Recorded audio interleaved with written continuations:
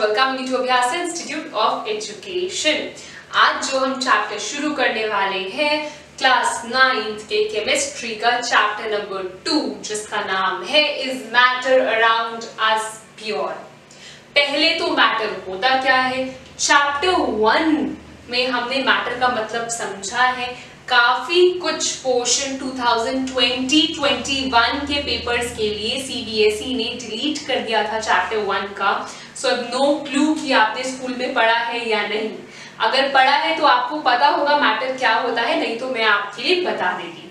Matter वो होता है ऐसी कोई भी चीज जो स्पेस ऑक्यूपाई करे, मतलब उसका कोई वॉल्यूम हो और मास हो, जैसे कि ये मार्कर, जैसे कि ये डस्टर या कुछ भी। सो जिसका भी मास और वॉल्यूम है वो है मैटर। अब जो इस चैप्टर में मैं करने वाली हूँ कि जो मैटर हमारे आसपास है क्या वो प्योर है, और अगर तो प्योर नहीं है तो क्या है। तो हमारे लिए प्योर का मतलब क्या होता है, एक लेमन के लिए प्योर का मतलब क्या होता है।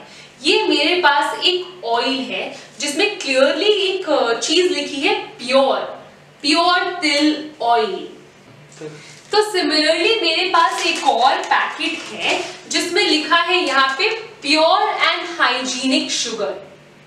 तो अब एक लेमन के लिए या एक ब्रांड या एक फैक्ट्री या कंपनी जो प्रोडक्ट बेच रही है उसके लिए प्योर मतलब ऐसी चीज जिसमें इम्प्योरिटीज या मिलावट ना हो, जो एडल्ट्रेटेड ना हो। तो ऐसा कोई भी सब्सटेंस जो अनएडल्ट्रेटेड होगा, जिसमें मिलावट नहीं होगी, जो इन शॉर्ट शुद्ध होगा, उसे कहते हैं प्योर। एक लेमन लैंग्वेज में या हमारी और आपकी लैंग्वेज में। लेकिन क्या साइंटिस्ट के लिए ये प्योर है? जो आप दूध खरीदते हैं उसके डब्बे पे लिखा हो सकता है pure cow milk, pure buffalo milk and so on. ये आपके, मेरे और उस फैक्ट्री के लिए प्योर हो सकता है जो बेच रही है, लेकिन क्या साइंटिस्ट के लिए वो प्योर है? नहीं। मिल्क साइंटिस्ट के लिए प्योर नहीं है बिकॉज उनके अकॉर्डिंग ये एक मिक्सचर है जिसमें पानी है, फैट्स है, प्रोटीन्स है, बहुत सी चीजें मिक्स हुई हुई है। सो इसका मतलब क्या है? अब डिटेल में चलते हैं कि मेरा क्या मतलब है। मैटर को दो कैटेगरीज में मैं क्लासिफाई कर सकती हूँ, प्योर एंड इम्प्योर या सिंपली मिक्सचर्स। तो अगर मैं प्योर सब्सटेंसेस की बात कर रही हूँ तो ये वैसे सब्सटेंसेस हैं जिसमें एक सिंगल टाइप ऑफ पार्टिकल होगा, जिसमें एक ही तरह के पार्टिकल्स होंगे। इसको मैं फर्दर क्लासिफाई कर सकती हूँ एलिमेंट्स और कंपाउंड्स में। एलिमेंट्स क्या होते हैं? एलिमेंट्स को आप फर्दर सिंपलर सब्सटेंसेस में ब्रेक डाउन नहीं कर सकते, जैसे कि हाइड्रोजन। आपको सबसे पहले इतना समझना है कि एलिमेंट्स का सबसे छोटा यूनिट होता है एटम, सबसे छोटा यूनिट होता है एटम, और कंपाउंड का सबसे छोटा यूनिट होता है मॉलिक्यूल। क्या होता है? मॉलिक्यूल। तो मैं बोल रही हूँ प्योर सब्सटेंसेस वो सब्सटेंसेस जिसमें एक सिंगल काइंड ऑफ पार्टिकल्स होंगे, वो दो तरह के हो सकते हैं, एलिमेंट्स और कंपाउंड्स। एलिमेंट्स को फर्दर ब्रेक डाउन नहीं किया जा सकता। For example hydrogen, oxygen, copper. अब कोई भी अगर फॉर एग्जाम्पल मैंने कॉपर का पीस उठा लिया तो उसका मैं अगर सबसे छोटा यूनिट की भी बात करूंगी, किसी एटम की भी बात करूंगी, वो भी कॉपर का ही होगा। मैं कॉपर के उस पर्टिकुलर एक छोटे से पीस में जितने भी पार्टिकल्स देखती हूँ, जितने भी एटम्स देखती हूँ, वो सारे के सारे कॉपर के ही होंगे, उसके अंदर कुछ और चीज नहीं है। तो यही मतलब है कि एक एलिमेंट एक प्योर सब्सटेंस कैसे हुआ।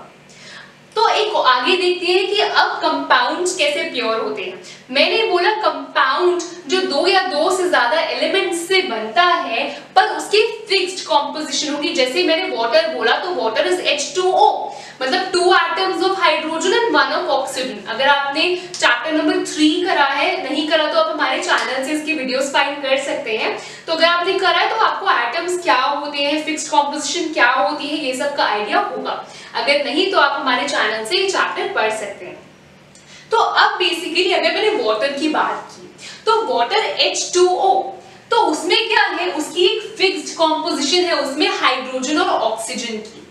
2 atoms of hydrogen and 1 of oxygen, and by mass भी एक फिक्स्ड कॉम्पोजिशन है उसके अंदर। एंड आप वाटर को फर्दर एलिमेंट्स में ब्रेक डाउन कर सकते हो, आप कंपाउंड को फर्दर एलिमेंट्स में ब्रेक डाउन कर सकते हो।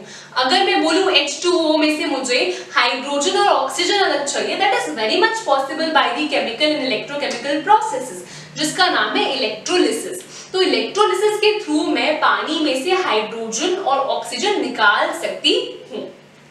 तो अब एक और एग्जांपल की मैं बात कर सकती हूँ, व्हिच इज सॉल्ट।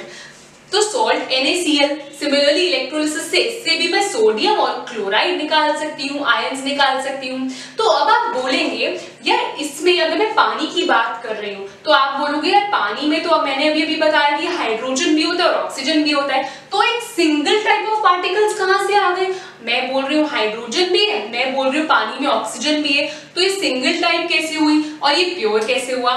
तो बेसिकली किसी भी कंपाउंड का सबसे छोटा यूनिट जो होता है वो होता है उसका मॉलिक्यूल।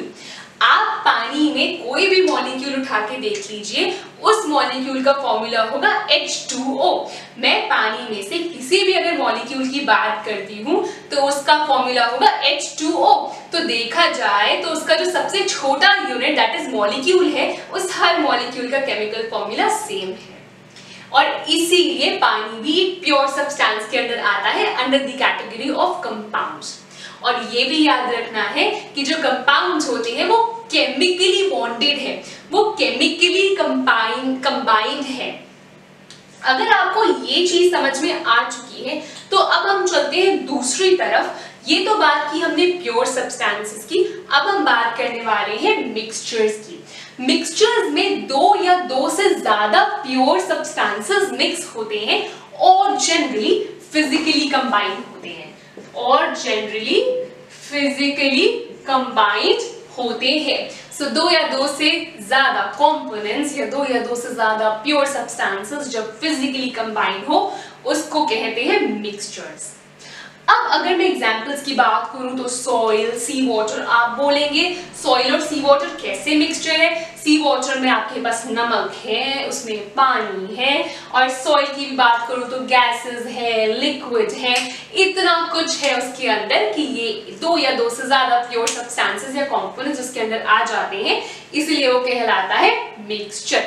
एंड ये फिजिकली कंबाइंड है, केमिकली नहीं। तो कंपाउंड्स जो है वो जनरली केमिकली कंबाइंड होते हैं। अब अगर मिक्सचर्स की भी बात करें तो मिक्सचर्स में भी 2 तरह के मिक्सचर्स होते हैं, एक है होमोजीनियस और दूसरा हेटेरोजीनियस मिक्सचर्स। मैं आपको डायरेक्टली भी समझा सकती हूँ, बट आई विल प्रेफर मैं आपको एक एक्सपेरिमेंट के थ्रू ये समझाऊं। तो मेरे पास एक ग्लास ऑफ वाटर है and then I have some sugar. मैंने अगर शुगर को, थोड़ी सी शुगर ली एंड मैंने ग्लास ऑफ वाटर में उसको यूनिफॉर्मली अच्छे से मिक्स कर दी, स्टर करके इस स्पून से। तो अब थोड़ा सा आपके लिए और नजदीक लाते हैं, तो अगर आप इस ग्लास को देखें तो क्या आप मुझे बता सकते हैं कि मैम यहाँ पे थोड़ी ज्यादा चीनी है या इस तरफ थोड़ी कम चीनी है और ज्यादा पानी है? बिल्कुल भी नहीं। अगर मैंने चीनी को डाला ग्लास में तो वो चीनी यूनिफॉर्मली मिक्स हो गई, और ऐसा मिक्सचर जिसमें उसके कंपोनेंट्स यूनिफॉर्मली मिक्स हो जाए और उस मिक्सचर में जगह जगह यूनिफॉर्म कॉम्पोजिशन हो, उसी को कहते हैं होमोजीनियस मिक्सचर। तो होमोजीनियस मिक्सचर क्या होता है? जहां पे एक यूनिफॉर्म कॉम्पोजिशन हो थ्रू आउट। आप चाहे उसमें सॉल्ट सोल्यूशन की बात कर सकते हैं, शुगर सोल्यूशन की बात कर सकते हैं, आप लेमनेड बनाते हैं घर पे, ऐसा थोड़ी ना होता है कि लेमनेड बनाए तो यहाँ थोड़ा ज्यादा नींबू है इस कॉर्नर में थोड़ा ज्यादा चीनी है, ऐसा नहीं होता। एक uniform composition through out the solution उस लेमनेड में आपको दिखता है, और मैं बहुत इजीली इन कंपोनेंट्स को सेपरेट आउट नहीं कर सकती बाय फिजिकल मेथड्स। आसानी से सेपरेट आउट करना मुश्किल होता है। इसी के फर्दर जो अगर टाइप की बात करें तो इसमें हम सॉल्यूशन के बारे में पढ़ेंगे, जिसकी प्रॉपर्टीज मैं आपको थोड़ी देर बाद करवाऊंगी। अब बात करेंगे हम हेटेरोजेनियस मिक्सचर्स की। कुछ एक्सपेरिमेंट्स के थ्रू आपको क्विकली समझाते हैं। तो ये फिर लिया मैंने एक ग्लास ऑफ वाटर आपके लिए, और ये है मेरे पास थोड़ा सा ऑयल। ऑयल को मैंने डाला यहाँ पे पानी में, तो क्या देख सकते हैं आप, क्या विजिबल है आपको? बहुत क्लियरली ऑयल और वाटर ने अपने आप को अलग कर लिया। इसका रीजन आप लोगों को तो पता ही है। तो ऑयल जो है वो ऊपर की तरफ सेटल हो गया और पानी नीचे है। तो ये क्या एक होमोजेनियस सॉल्यूशन है? क्या इसकी composition through out the mixture same है? मुझे कोई भी क्लियरली बोल सकता है यहाँ पे पानी है और यहाँ पे ऑयल है। एविडेंट है कि डिस्टिंक्ट हो गए दोनों। एक और एग्जाम्पल मैंने आप लोगों के लिए प्रिपेयर किया है। मैंने एक ग्लास ऑफ वाटर में सॉइल को मिक्स किया, तो जो हेवियर पार्टिकल्स थे, जैसे सॉइल जो होती है मेनली वो हेवी थी, वो नीचे सेटल हो गई। अगर आपको दिख रहा होगा, थोड़ा सा आगे चल के आपको दिखाते हैं, तो ये नीचे देखिए मिट्टी सेटल हो गई है। अब ये मिट्टी जो थी, हम बहुत एविडेंटली बोल सकते हैं पानी ऊपर की तरफ है और मिट्टी जो है वो नीचे की तरफ सेटल हो गई है। और छोटे छोटे जो पार्टिकल्स थे, छोटे छोटे जो बीड्स या मे बी पार्टिकल्स होंगे, लाइट पार्टिकल्स, वो ऊपर की तरफ फ्लोट कर रहे हैं। तो इतना क्लियरली हम बोल सकते हैं कि जो पार्टिकल्स हैं, जो इसकी जो सब्सटेंसेस जो इसमें डाले गए, वो डिस्टिंक्ट हो गए हैं। यही होता है हेटेरोजीनियस मिक्सचर, जब फिजिकली डिस्टिंक्ट पार्ट्स हो, उसके जो सब्सटेंसेस है वो फिजिकली अलग दिख रहे हैं क्लियरली, उनका नॉन यूनिफॉर्म कॉम्पोजिशन है। जैसे कि इसमें भी बात करें नॉन यूनिफॉर्म, यहाँ पे नीचे पानी है, ऊपर ऑयल है। अगर मैं कहीं से भी थोड़ा सा सोल्यूशन लूं तो जरूरी नहीं उसका कॉम्पोजिशन बराबर होगा, नीचे पानी ज्यादा होगा, ऊपर ऑयल ज्यादा होगा। सिमिलरली यहाँ पे भी मिट्टी नीचे को बैठ गई है, ऊपर कुछ अलग पार्टिकल्स है, यूनिफॉर्म कॉम्पोजिशन तो बिल्कुल भी नहीं है। सो यहाँ पे कहते हैं इसको नॉन यूनिफॉर्म कॉम्पोजिशन होना। अब आगे चलते हैं। अगर मुझे इस मिट्टी को इस पानी से सेपरेट आउट करना है, अगर मुझे इस मिट्टी को इस पानी से सेपरेट आउट करना है, घर पे छन्नी पड़ी होती है, नॉर्मली भी फिल्टरेशन कर सकती हूँ मैं, ऐसे ही 2 मिनट में ये मिट्टी अलग पानी अलग हो जाएगा। तो मिट्टी अलग और पानी अलग हो जाएगा। तो by physical means, by physical method मैं इस मिक्सचर को, इसके कंपोनेंट्स को इस मिक्सचर से अलग कर सकती हूँ आसानी से। So can be separated usually by physical means. Example मैंने आपको अभी दे दिया, तो रटना नहीं, समझा हुआ है, लिख कर आ सकते हैं। Mixture of oil in water, sand in water, etcetera. इसमें भी 2 फर्दर क्लासिफिकेशंस मैं कर सकती हूँ, सस्पेंशन और कोलॉइड। यहाँ हम कर रहे हैं अपनी वीडियो एंड। नेक्स्ट वीडियो में मैं आपको लेके चलूंगी सॉल्यूशन की तरफ। सॉल्यूशन में बहुत डिटेल में उसकी कॉन्सेंट्रेशन, प्रॉपर्टीज, न्यूमेरिकल्स, काफी चीजों के बारे में हम करने वाले हैं बात। अगर आपको समझ आया, इंटरेस्टिंग लगी, तो अपने कमेंट्स जरूर ड्रॉप कीजिएगा कमेंट सेक्शन में। And do subscribe for more such videos.